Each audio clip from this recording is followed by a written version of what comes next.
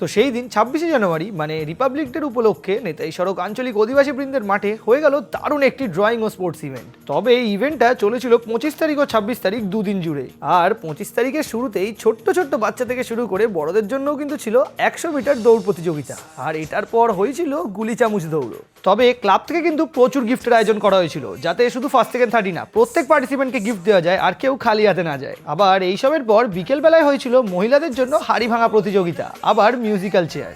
আর এই গোটা দুদিনের ইভেন্টটাই দারুণভাবে আয়োজন করেছিল ক্লাবের সকল মেম্বার্সরা মিলে।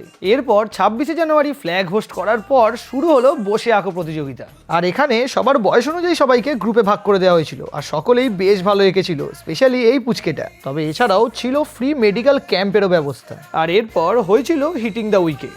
তবে তারপর আবার বিকেল হতেই শুরু হলো গো অ্যাজ ইউ লাইক। আর অনেকে অনেক কিছু সেজে এসেছিল, কেউ সেজে এসেছিল ননীগোপাল, কেউ আবার পাগল, কেউ আবার জগন্নাথ। আর সব মিলিয়ে অংশগ্রহণ করেছিল 120 জনেরও বেশি, আর সকলের জন্যই কিন্তু পুরস্কার ছিল। আর সবশেষে উইনার্সদেরকে মেডেল আর গিফট দিয়ে শেষ হলো দুদিনের এই অনুষ্ঠান।